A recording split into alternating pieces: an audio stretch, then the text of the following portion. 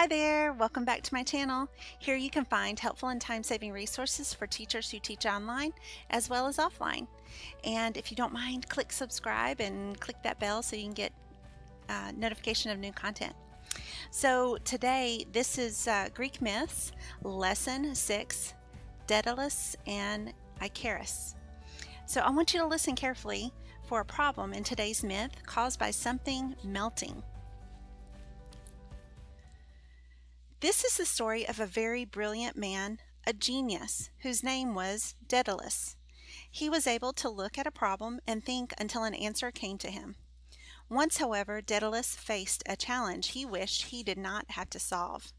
King Minos of Crete was upset with Daedalus for helping the young hero Theseus defeat the Minotaur and escape from Crete with Minos's daughter, Princess Eriadne. The king had no proof that Daedalus had helped them, but he believed that only Daedalus was smart enough to have done it, since he had also created the labyrinth.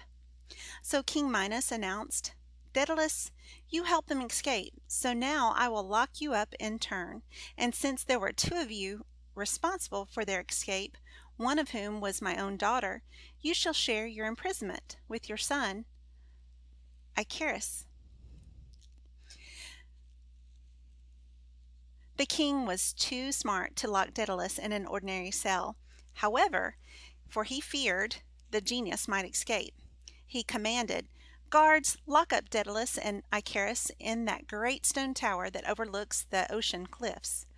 There is only one window at the top of the tower and one door which we will lock.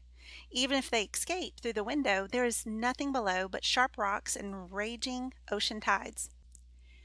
So the father and son were locked away. Twice a day, soldiers unlocked the door to deliver food or take away dishes. On one of those occasions, Daedalus sent a message by the soldiers to King Minos. "If we must live out our lives here, at least give us some books to read and candles by which to read them after dark."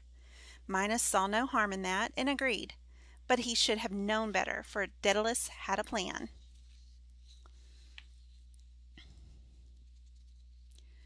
He and Icarus would set breadcrumbs on the sill of the tower's high window to attract seabirds. Over a period of months, the birds lost their fear of Daedalus and his son and would allow the two men to pick them up. The father and son began to pluck feathers from their wings, though not so many as would hurt the birds or keep them from flying. He and Icarus hid the feathers under their beds, along with some wax from each candle the soldiers supplied, until after several years Daedalus told his son, "Now we have what we need in order to escape." Daedalus began to unravel threads from the blankets in their tower rooms. Using the flames of the candles for heat, he melted and shaped the wax they had saved, inserted into it the feathers they had hidden, and tied it all with thread. Icarus's eyes lit up. "You are making us wings!" Daedalus smiled. "If we cannot walk from our prison, we will fly. Come, hold that candle closer to soften this wax so I can bend it." It took several days to finish the work, until one morning the two sets of wings were ready. Daedalus had studied the movements of the birds and knew where the currents of air blew near their seaside tower. He carefully taught Icarus what he knew, adding, "We will land at that harbor over there, remove our wings, and sail away in one of the boats anchored there. By the time King Minos knows we are gone, we will be far from Crete.